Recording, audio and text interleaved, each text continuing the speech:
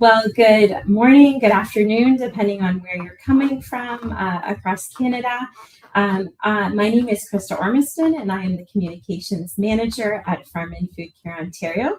And I am joined today behind the scenes by Angela Larson, Communications Manager of Farm and Food Care Saskatchewan, who will be running the show and behind the scenes. Just wanting to let you know that we are recording this session so that you can come back to it later.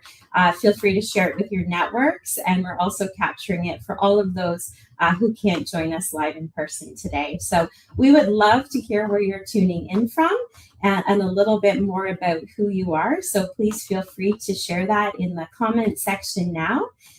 A little bit about who we are and why we're doing this today. So we are organizations that are made up of farmers, food processors, and partners from across agriculture and the food sector who are committed to building trust and transparency with Canadians. So Farm and Food Care brings farmers, agricultural professionals, related businesses, government organizations, and other groups together with a mandate to provide credible information on food and farming.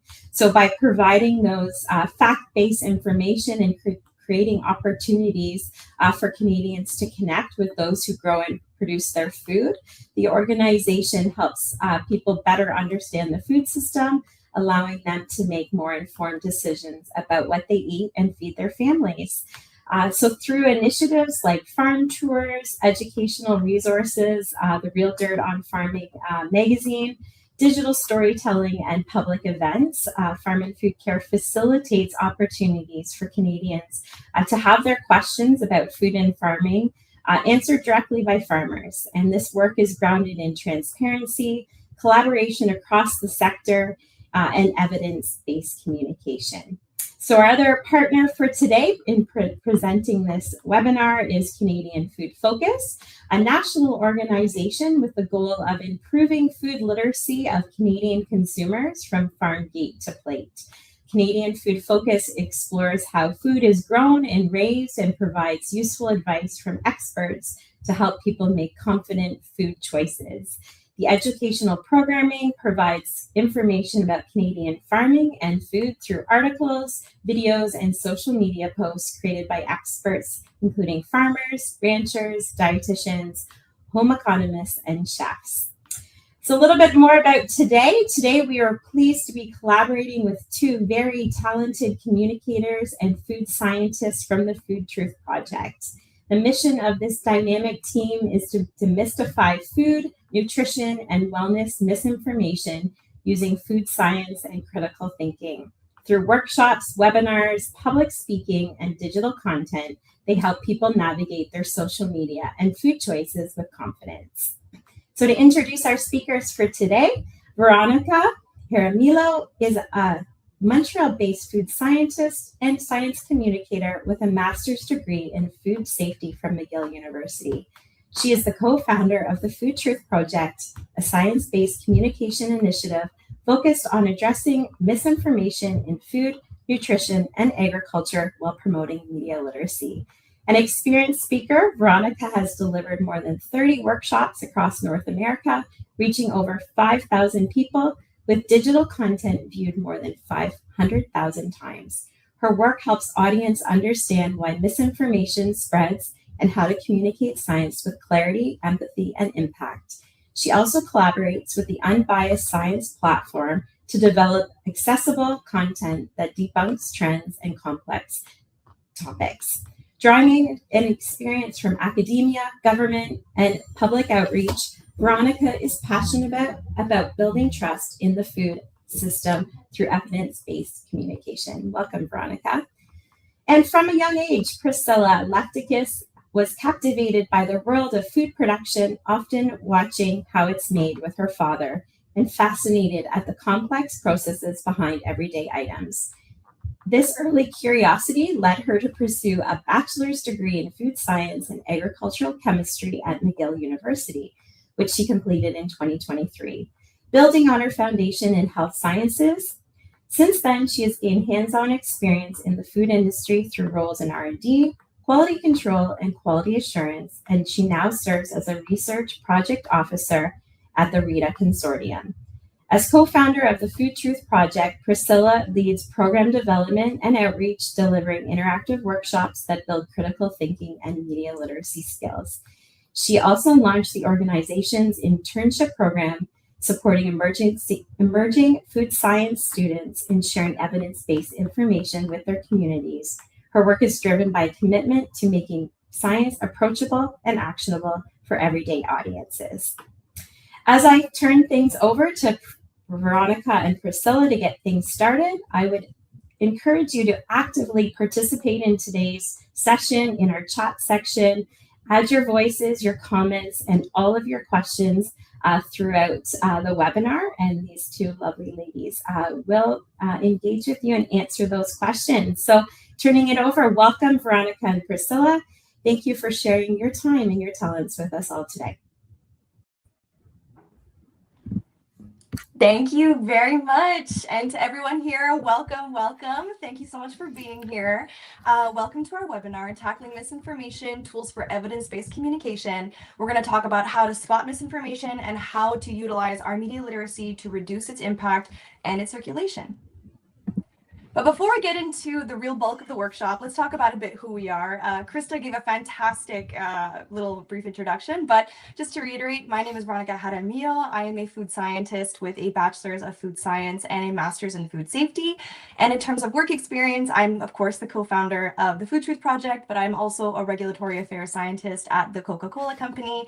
And I also do freelance research and science communication at the Unbiased Science podcast and platform. And when I'm not doing any of that, I'm also a private piano teacher. So if you're in Montreal and you want piano lessons, I'm your girl. And we also like to give some fun facts about us just to get like the ball rolling, because this can be a heavy topic sometimes. So fun facts about me is that if you can't already tell by the tone of my voice, I am a party princess. So when I'm not a scientist or a communicator, on the weekends, I dress up as various Disney characters and entertain children's birthday parties and corporate events. So here's a couple pictures of me being a party princess. It's a lot of fun, I promise. And another fun fact is that I renovated a school bus. So I bought an old Ford E350 yellow school bus and I renovated it completely from the inside out. This is a picture of it on the inside and the outside. It was a fantastic experience. I did it with a very close friend and we ended up traveling all across Canada in it. And it was great. So those are two things about me that you might not have known, and just a little bit of an introduction. Thank you, Veronica. So hi, everyone. I hope you're having a good day so far. My name is Priscilla Liftakis. I did a pre-university program in health sciences in Montreal. And then I also did my bachelor's, as Krista mentioned, in food science and agricultural chemistry from McGill University. I'm also the co-founder of the Food Truth Project. And I'm currently a research project officer at the RITA Consortium. We are a research innovation hub based at McGill University that links the food industry and academic research. And I've also have over 10 years experience in customer service, sales, the food industry, and then closer to almost graduating, I entered into R&D and quality control. And I really enjoyed my time working for different food processing companies.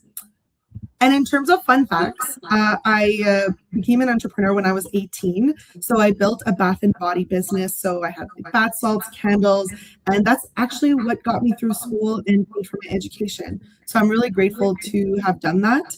And I also have a passion for travel, specifically to two places. So I like to go to Greece to see family and to have, my own food. And it's really fun. And there's a picture there of Mykonos. And I also like to travel to Italy.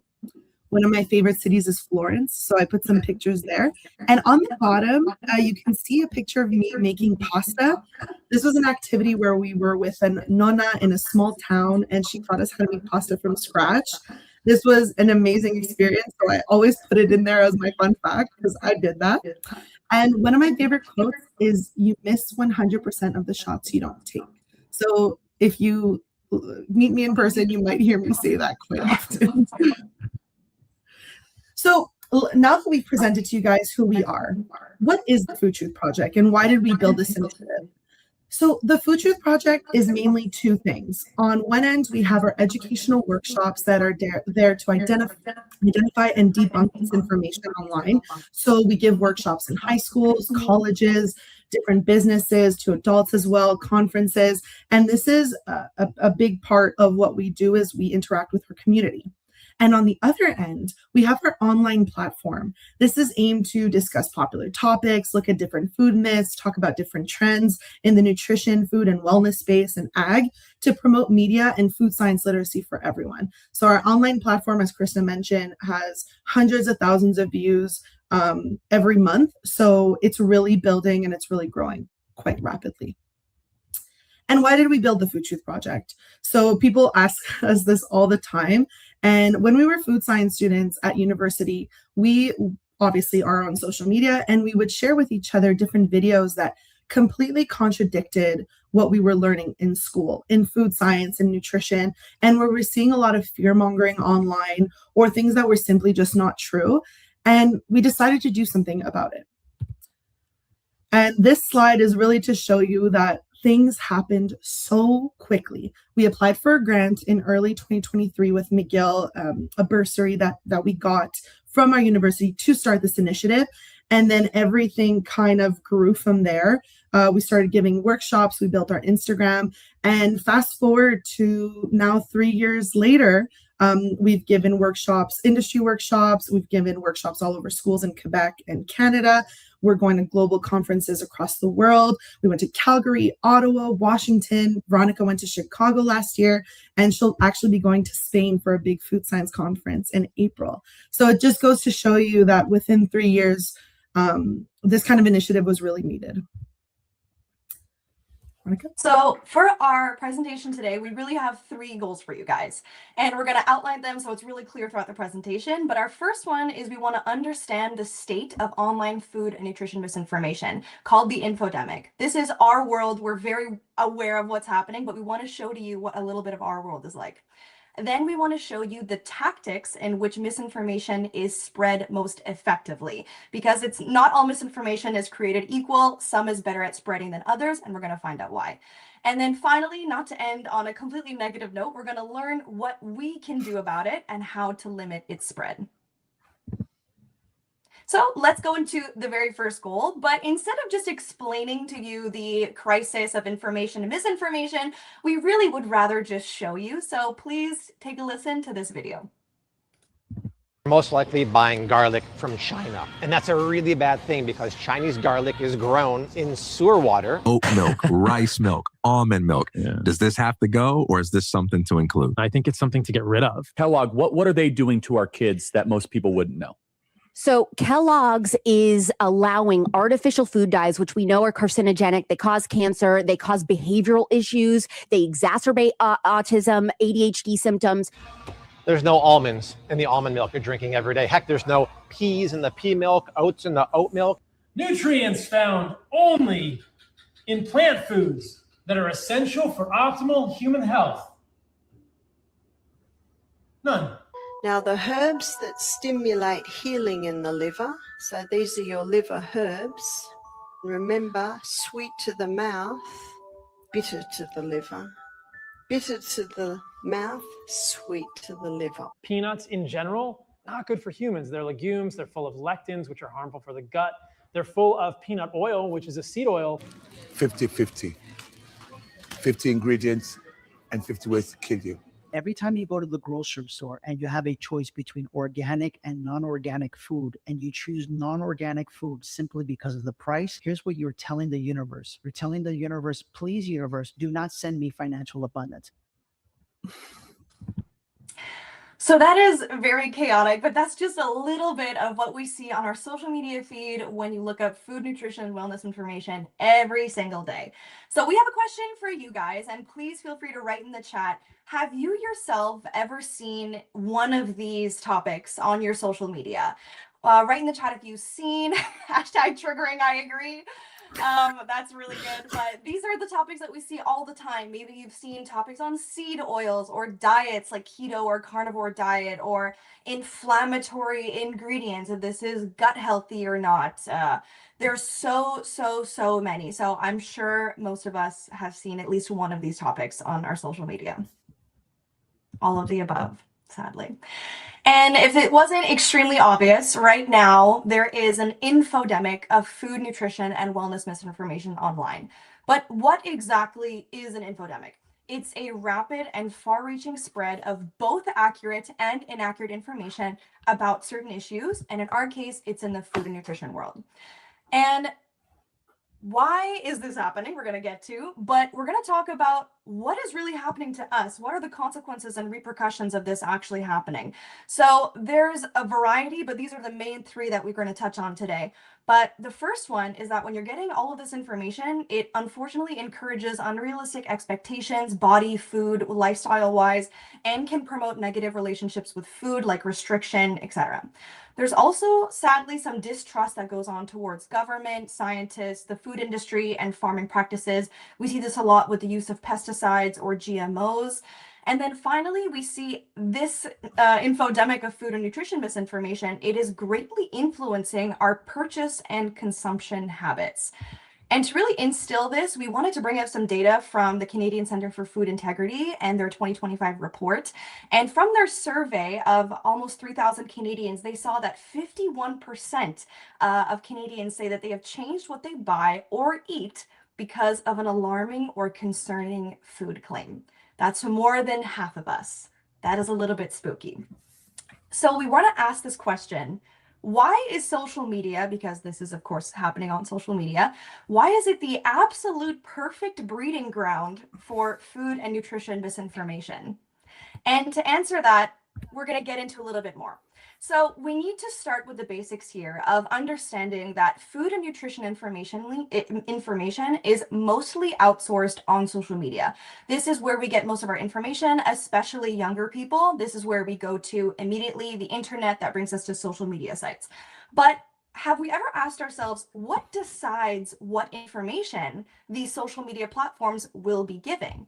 And that answer is the algorithm. And if you've never heard of the algorithm before, it is essentially a set of rules that sort, prioritize, and deliver our content to us. So when we go on social media, it's not random. There's a very specific way in how our information is getting delivered to us. And the goal of these social media platforms is to keep us, and they're designed to keep us on this platform as long as possible. So they're going to curate the algorithm to make sure that we stay on the platform as long as possible. And to do this, they track our engagement. They see how long we watch certain videos, the topics of those videos, what we like, our age, our gender, our location, our socioeconomic background, all of this data, and is fed into the algorithm, which then spits out content that they think that we would like. And this is very effective, and the algorithm is used because attention is the currency of social media platforms. It costs nothing to go on Facebook or Instagram, but what is the currency is our attention span. So content, and what we found over the years in our research, is that the content that evokes very strong emotions like fear, guilt, disgust, worry, and very oversimplified, fast and easy to digest information, that gets the most attention. And the algorithm knows that. So it's going to take that content and boost it in other people's algorithm, hoping that they're going to stay on the platforms longer as well. And unfortunately, food and nutrition information is really the perfect storm for the algorithm and misinformation, because it is the perfect combination of something very personal, something very emotional, cultural, and very omnipresent in our lives. And unfortunately, there are some people, we call them misinfluencers. So it's an influencer, but misinfluencer because they propagate misinformation. They use this to their advantage, and they gain a very large following by propagating and peddling misinformation about food and nutrition. And these people have hundreds and thousands and millions of followers, likes, engagement, etc. And popularity gives the illusion of expertise. So this fuels both trust and it fuels the algorithm. So it's going to push that person's content and platform to other people as well. And unfortunately, we see this phenomena of grifting with these influencers, where they'll take advantage of their notoriety and they'll use this to sell their courses, their products, their supplements, etc. And they're going to sell their expertise to us. So to sum that up, we have the infodemic. Too much information, accurate and inaccurate. We have unmoderated content. Instagram, TikTok, Facebook, they're not taking this information off if it's inaccurate. They don't care if it's accurate or inaccurate or not. They care that it keeps you on the platform. And we have an engagement-based algorithm. It's going to push the content that gets the most attention, not what's the most accurate. And in all, we get right now an unclear and conflicting food, agriculture, nutrition, wellness, information atmosphere. So now that we looked a little bit at the infodemic and how there's a massive spread of online food and nutrition misinformation, the next step of this presentation is to kind of help you guys spot the tactics that are used to spread misinformation. We're going to talk about 4 of them today, and what are they and why do they work so well? And I want to give a reminder to everybody that we can all fall for these tactics. Even as a scientist, one of them really gets to me and gets me hooked on a video. And so this is a reminder that if you've fallen for videos like these before, it is okay. Sparkling. So let's go into our first tactic. Watch the next video. Sparkling waters to buy and avoid at Costco. First up, LaCroix. And at first glance, you think this stuff is healthy. Look at this. 0 calories, 0 sweeteners, 0 sodium. But look at this. Orange, naturally essenced. There's nothing natural about a natural flavor. It's a chemical concoction that tricks your brain into thinking that it tastes like oranges. All right, that's the first video. And how about one more? You are literally feeding your kids plastic glue and industrial lubricants. That cream in the middle, it's not cream at all. It's rapeseed oil wicked with emulsifiers that act like edible glue, holding the sludge together. And the cookie part? Stripped cocoa and chemical stabilizers, enough to start clogging your arteries if you eat them too much.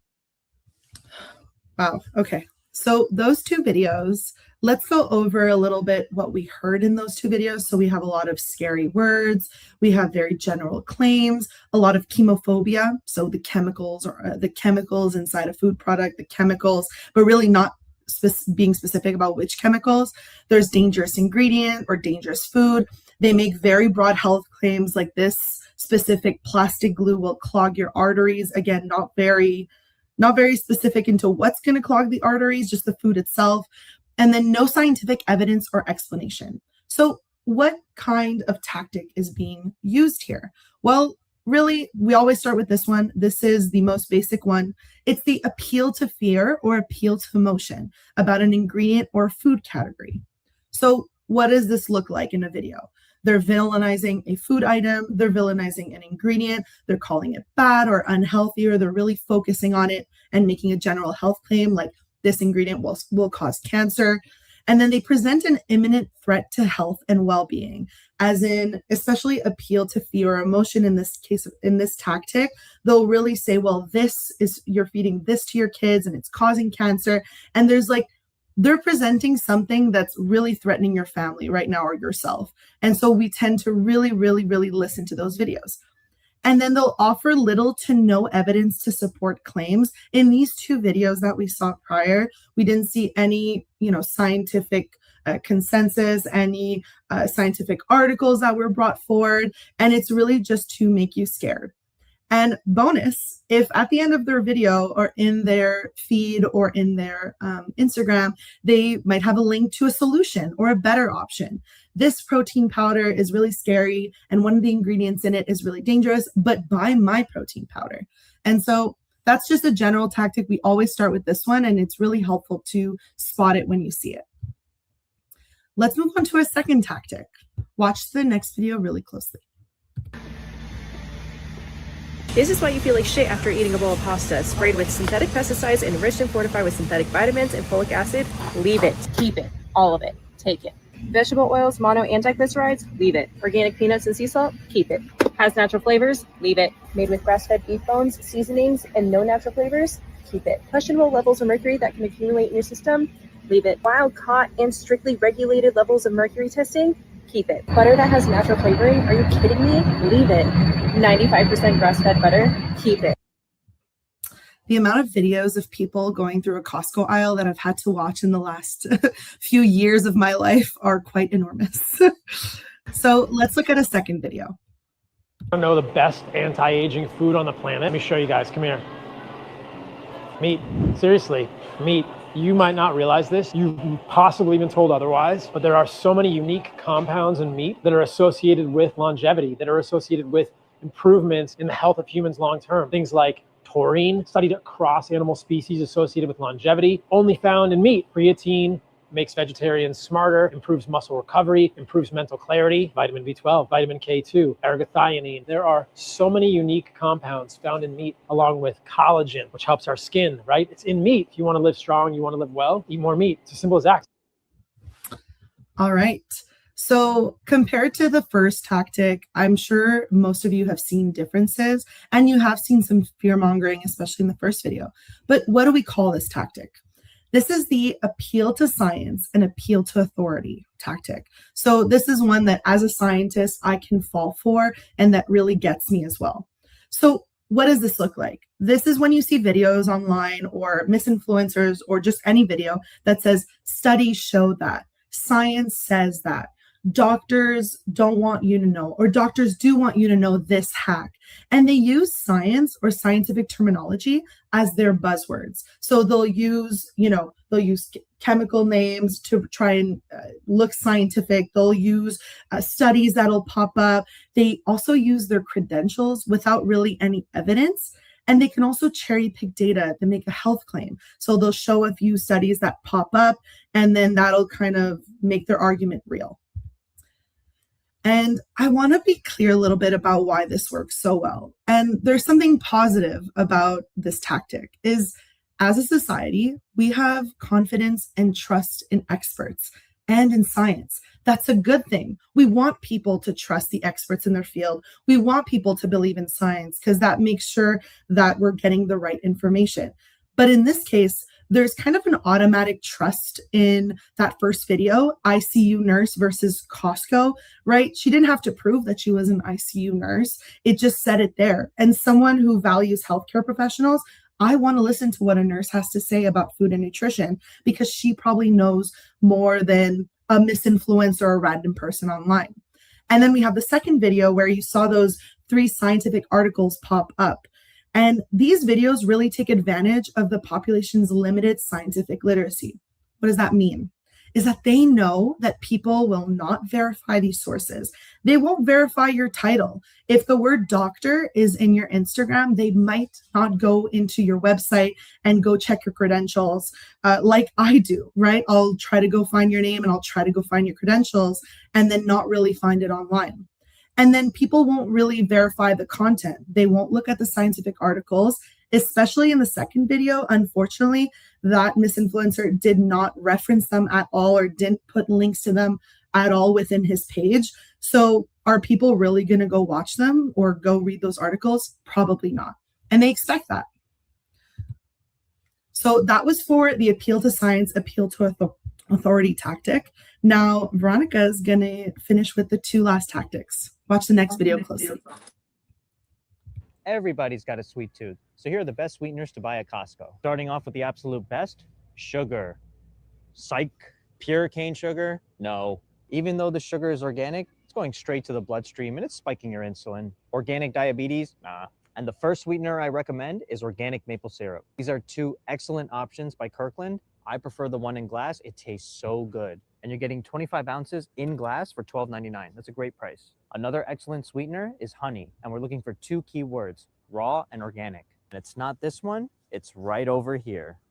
This is Kirkland's organic raw honey, and you're getting a 3-pack for $12.59. That is a very good price. Manuka honey is also a great option, but it is pricey, but you are paying for quality. So choose the right sweeteners for you and your family, and follow the channel for way more content.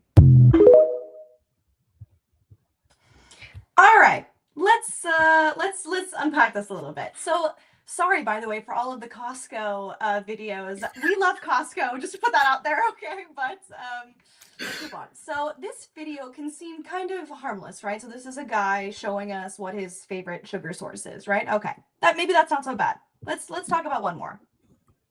Start to notice things. Come across the mushroom section, we got white mushrooms, shiitake mushrooms. When you pay close attention, you can tell the uniformity. They were all bred to look alike. They were selectively bred, highly bred, for uniformity, speed, and yield.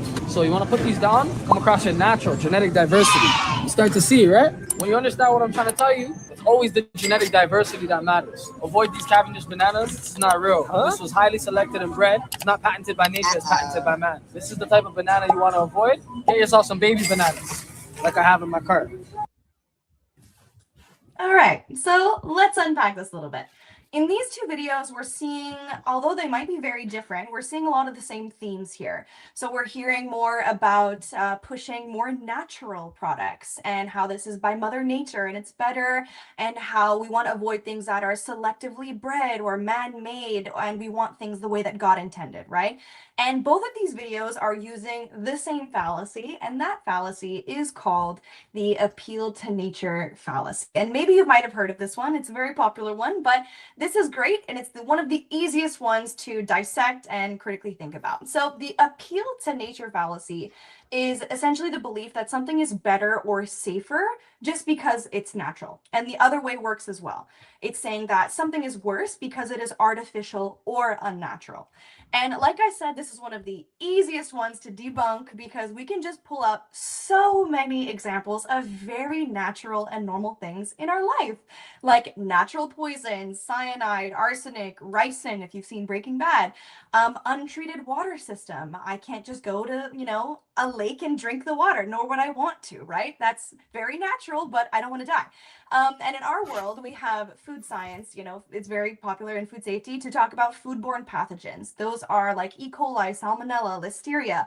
Those are all very natural in their own ecosystems, but we don't necessarily want that for ourselves, right? And other things like allergens, natural disasters, the list goes on.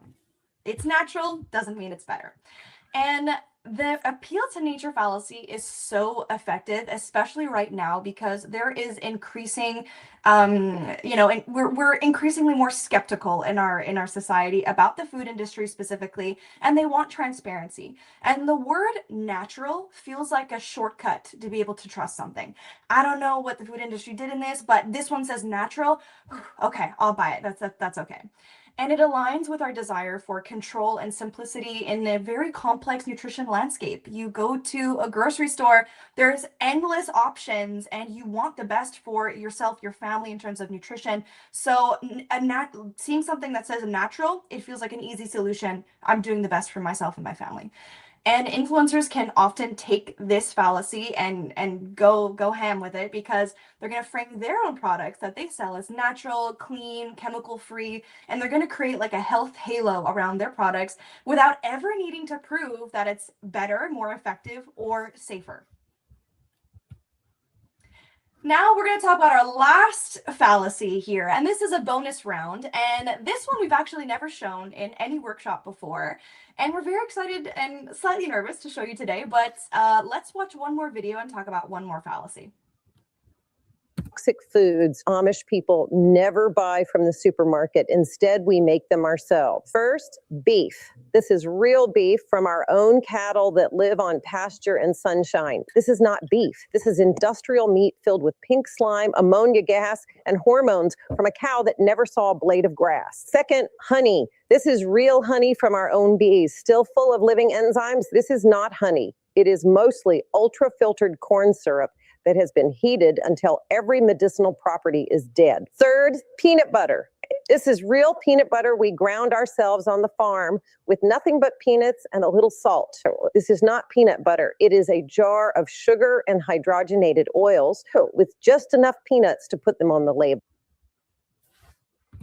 All right, so we're going to open up the chat here and try and have a little bit of a conversation before we get through this. But what are your immediate impressions with this video? Do you know what kind of fallacy she was using, or what do you think? Basically, what are your thoughts about this video? Very good. That is very good. So someone did answer it in the chat, and let's talk about that a little bit. So that video was AI generated. That was not a real person. That was not a real woman. And it's okay if you didn't notice it. Priscilla and I got fooled at first too. But let's dive into that just a little bit more, okay? So right now, we're seeing AI and it finally flourish, unfortunately, in our world of food, nutrition, wellness, misinformation. All of the accounts that you see on the screen right now are not real people. All of these are AI generated. And if you look at their platforms down below, you can see how many followers each one has. Hundreds and thousands. And on the right, the Chinese medicine guy, he has almost 1 million followers. And everyone in the comments of these videos are entirely oblivious to the fact that this is AI generated. These are not real. And what happens with these videos, as we're going to see in the next slide, is that it always goes to the same thing. So in these people's biographies of their accounts, there's always a link under. And you might be asking, what is that link for? And if you go to click the link, it is always something they're selling. It's either a supplement, a probiotic gummy. In this case, we see that the Amish lady is selling her Amish cookbook and her recipes and whatnot. But in every single description of every video, there's the link to go push to, or trying to push you to get to buy something. This happens every single time. And these are not just 3. There is tens of hundreds right now of accounts like this that are propagating and using AI, not real people, and using their fake experiences to try and get you to buy something. So this is what we're seeing right now. This is the most topical thing in our world. And one of the scariest things that's happening right now is utilizing AI to spread misinformation in our world of food and nutrition. So now that Veronica and I went over the 4 tactics, so we talked about appeal to fear and emotion, we talked about appeal to science and appeal to authority, using your credentials to kind of further your agenda, appeal to nature. And then finally, one of the tactics right now is AI being used to kind of grift you into buying products, and it's not even a real person. We want to talk about what can you do about this and how can you limit the spread of this misinformation. So, Veronica? By far, the most effective way to stop the spread of misinformation is thankfully the easiest, and it is to spot it. So let's get into that. We're going to talk about a couple ways that you can use some of these red flags, take them with you when the next time you're scrolling on Instagram and Facebook, that will maybe let you stop and think about what you're watching online. So the very first red flag is using their personal experience as a fact. This is called anecdotal evidence. So if we have an influencer saying, oh, I tried keto and I lost 30 pounds, everyone should try keto, maybe take a step back, because one person's experience is not everyone's experience, or is not going to be everyone's experience. Very simple. We've talked about this a lot. If the answer to their problem is their own product, immediately swipe away. Not credible. Another one, villainizing one ingredient, saying like seed oils, for example. Seed oils are going to kill you. It's causing all of your inflammation. It's making you depressed. Okay, probably not, if that's just one ingredient. Next one. No references provided. This is like what we've seen in Priscilla's appeal to science and authority. You're talking about science says this, where's the references? Where's the citations? Nowhere to be found. Click away. Another one is that experts will almost always never say the words best, worst, always, or never. And I know I just said it, but let's take that with a grain of salt. Science, health science, food, and nutrition are very nuanced topics, and experts know that. So there's no polarizing one food is the best, one food is the worst. Everything has nuance attached to it. And finally, the last one is the end-all be-all miracle food. We see this a lot, like beef tallow is going to cure your hormone dysregulation, or kale is going to, make you lose 20 pounds. The end-all be-all miracle food, it doesn't work. Balance is there and variety is there for a reason. So now that we looked a little bit up at the red flags, we want to talk about how do we effectively counter all of this misinformation. And honestly, it's not like we can counter all of it, but here are 2 ways that the Food Truth Project did it. So we've combated misinformation using the digital approach and our community approach. So I'm going to talk to you guys a little bit about the digital approach and what you can do to really mitigate food and nutrition misinformation. So first off is you can seek information from credible evidence-based sources. But you might ask, Priscilla, how do I know if that person or website is credible? And feel free to take a picture of this slide if you want to remember it. But really, The basics are check qualifications, experts versus influencers, really look into their bio or their website to see what their credentials are. That's really helpful. Look for evidence, not just opinions or anecdotes. Watch for the fear-based or the absolute claims, like the appeal to fear fallacy. Cross-check with reputable sources, not just one account, but look at many accounts, government, health organizations, and other experts in that field. And then ask yourself always at the end is, are they selling something to you? Because it is really to further their agenda and to make money off of the person to be like, this is bad, but buy my product. I know we say this a lot across this whole presentation, but really is something that it's so telling and sometimes we can forget. And we think the person just wants our best healthcare for us, right? And then credible information includes nuance and not extremes.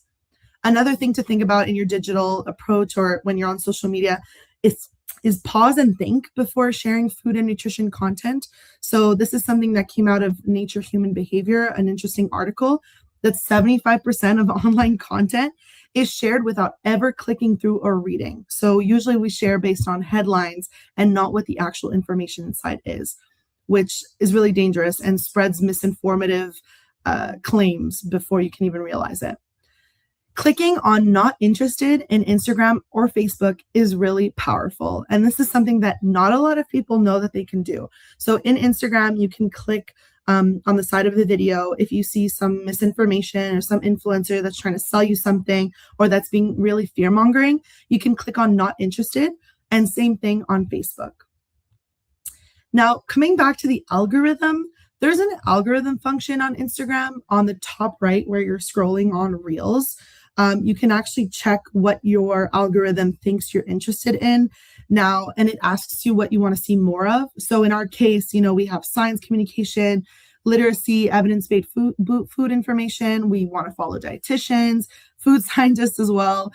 You can see here McGill University, things like that. And you can remove some of the topics as well that Instagram has put forward for you.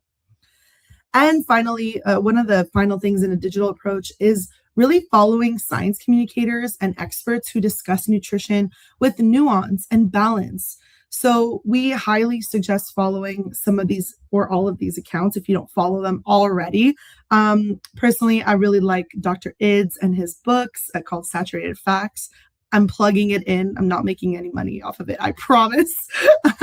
And at the end, Dr. Jessica Nurek as well is a very interesting RD and PhD nutrition, and she kind of looks more at things in the US, so it's really interesting.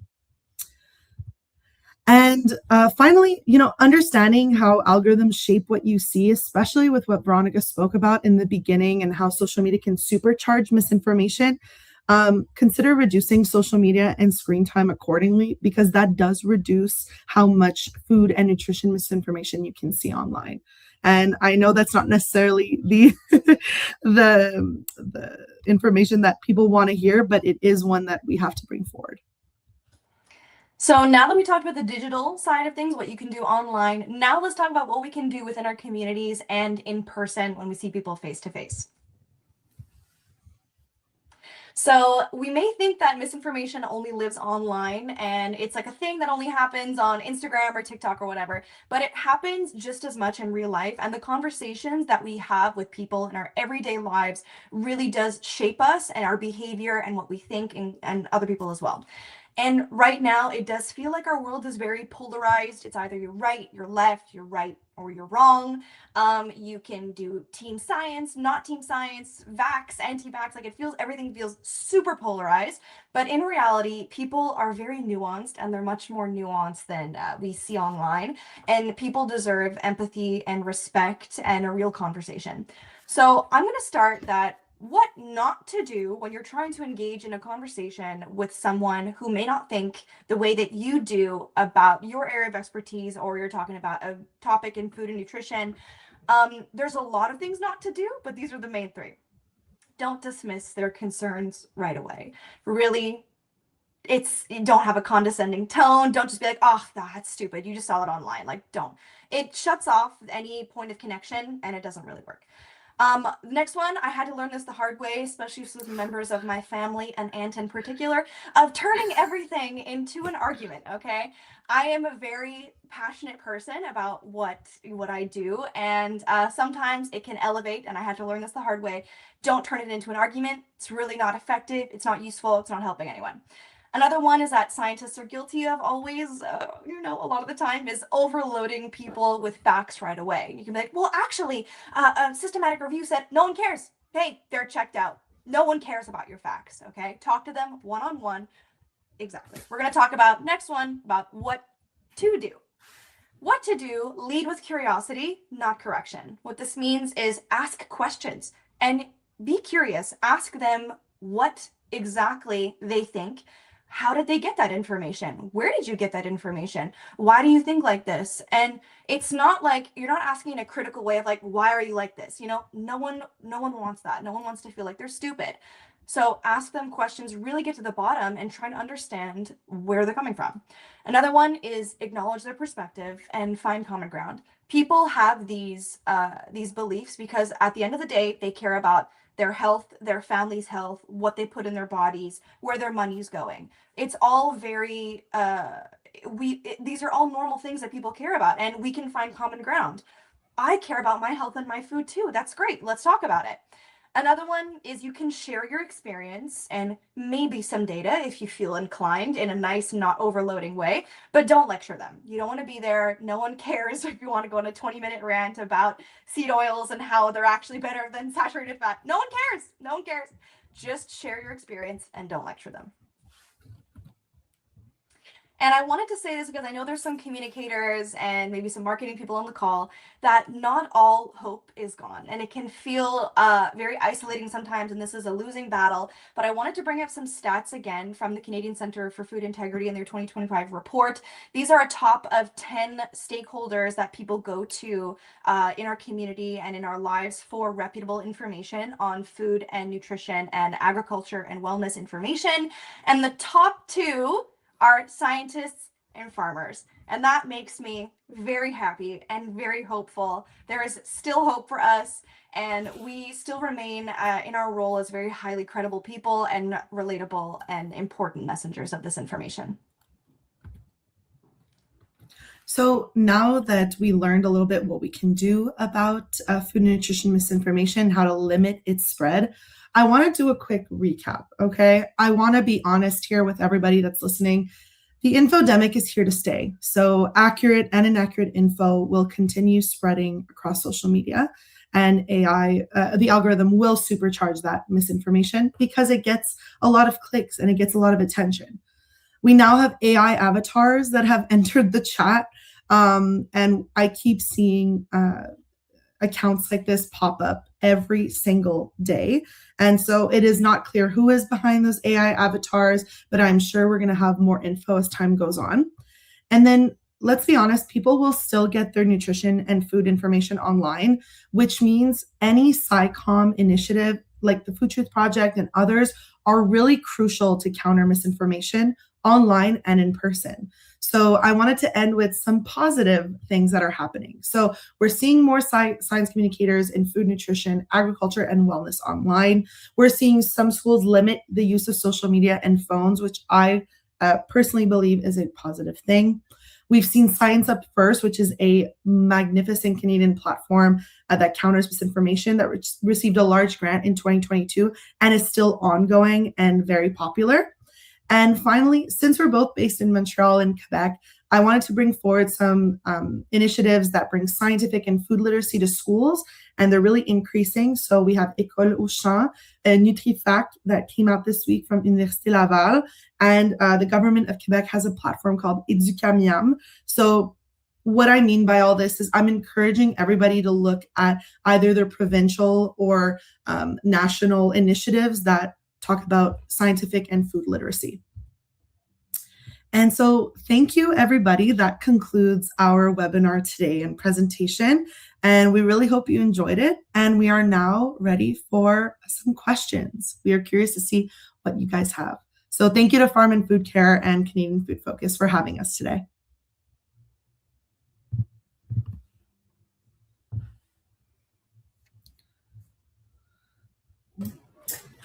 Thank All you. right.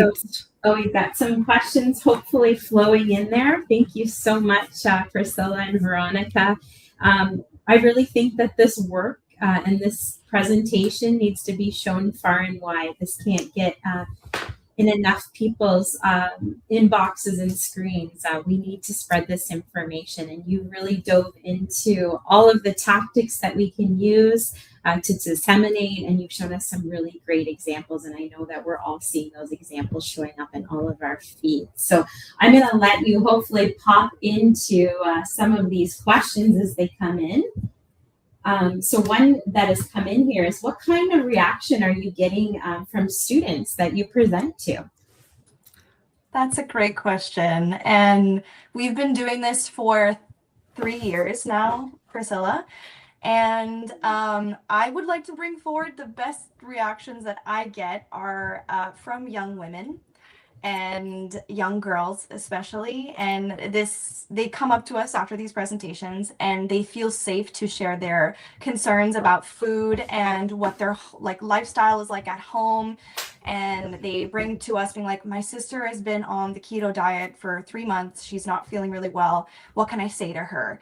And she's bringing forward these very personal, vulnerable moments in when it comes to food, nutrition, and her personal life. And that is a really special moment for us to be able to connect with other young women, because this is why we started this platform in the first place.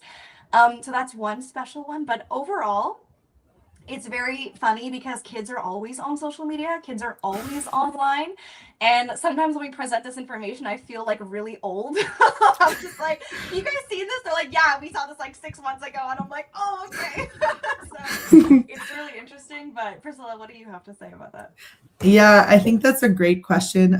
Overall, in high school students, I think what shocked me the most is when in high schools we talk about diet culture and kind of the culture surrounding thinness for women, and how little boys have to look jacked at age 14. And we asked the room who's heard about this diet or that diet, and most of the room raised their hands, and these are 14, 15-year-olds. And so we know that diet culture has a huge effect on teenagers and young people. And so seeing kind of them talk about it, realize it, and learn the red flags, it's not necessarily for them to just have food and nutrition literacy.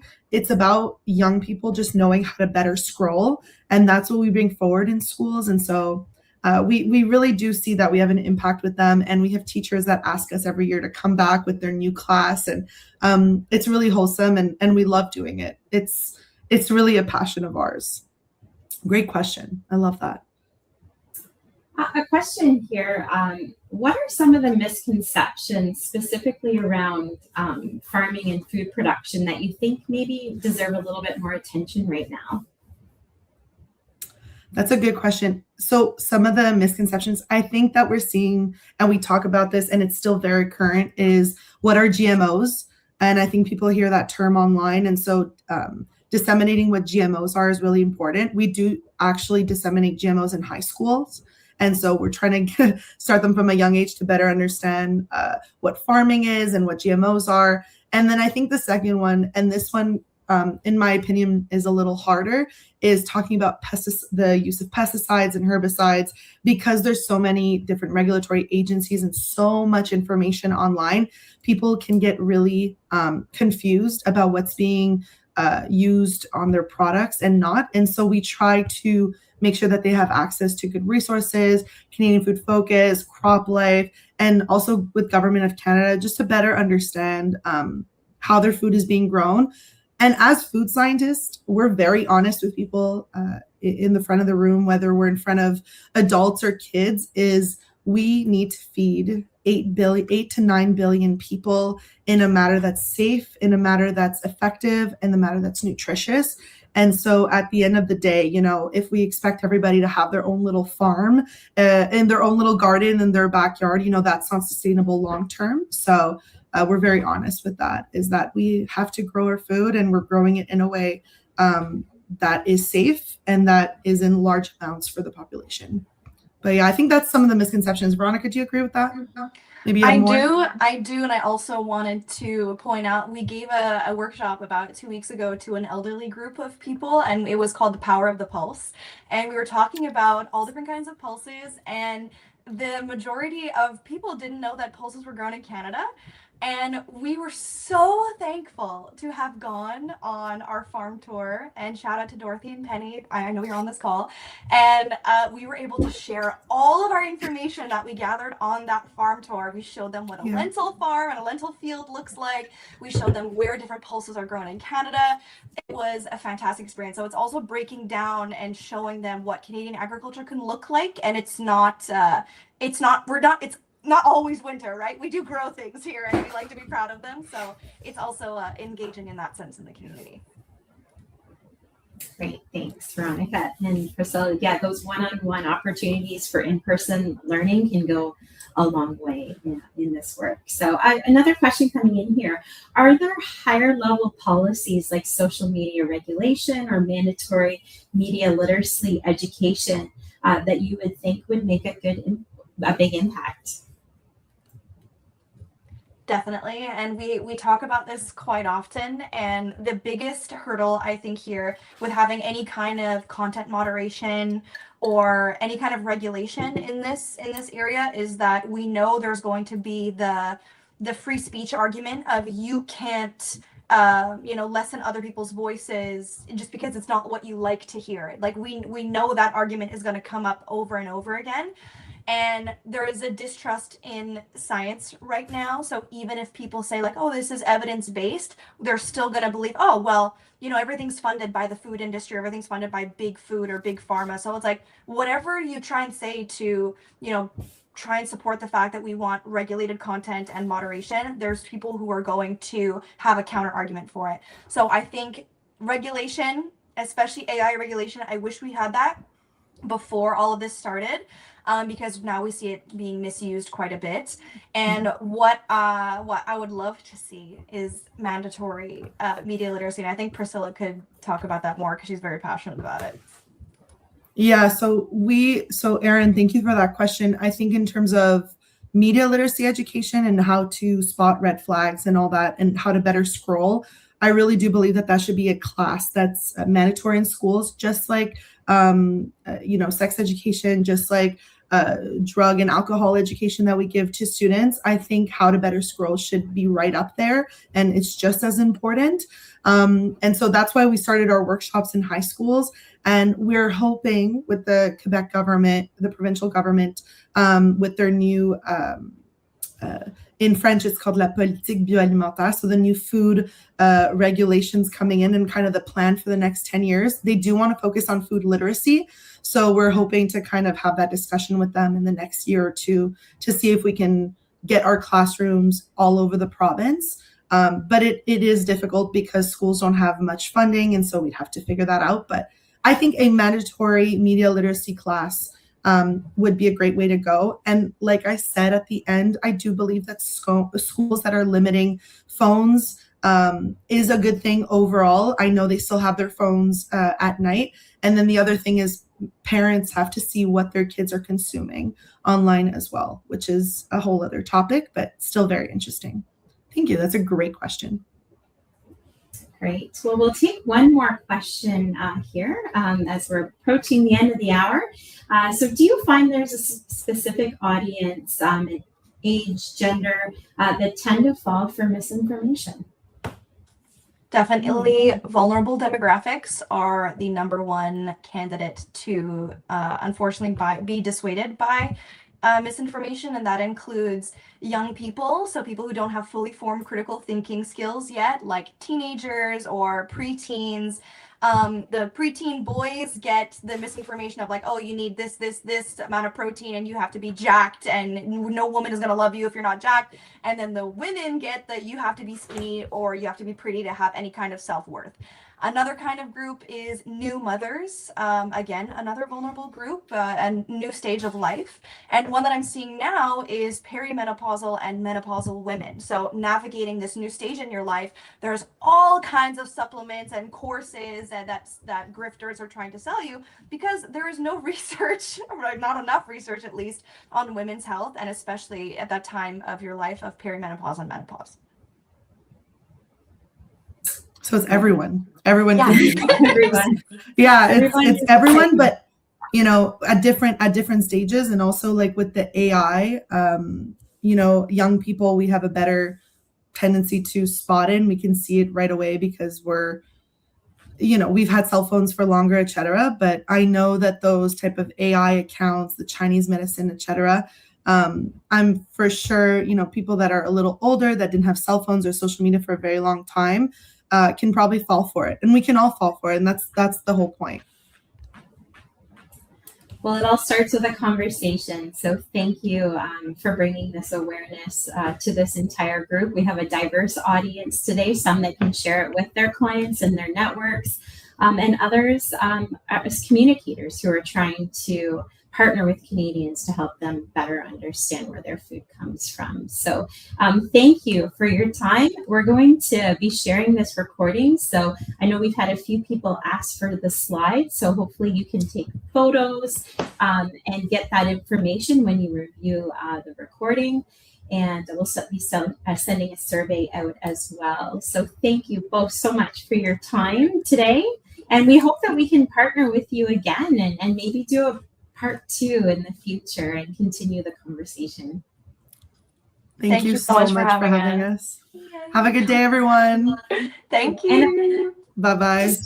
Just a couple more resources for you as we end the session. So Canadian Food Focus has a really great resource that you can use to connect with others doing the work. So educational programming for food professionals to provide information about Canadian farming and food. So food professionals can sign up for the forum newsletter and the LinkedIn group to learn more for additional resources. And another resource for those working in communications, we do have a page on LinkedIn called AgriFood Connect, and that is an opportunity for communicators to come together, get some resources that they can use to collaborate and communicate effectively with Canadians. So we hope that you'll follow this page for some additional webinars and resources that are available. And again, as we wrap up, we'll be sending out a survey. You can see the QR code here. We ask you to fill that out, give us some feedback on today, but most of all, provide us with some ideas for future webinars. We want to continue providing resources and ideas that are topical and really important to discuss. So we'd love to hear your feedback on that. And again, the recording will be sent to all attendees. So thank you again to Veronica and Priscilla for such an informative session. And thank you all for being part of the conversation. Have a great day.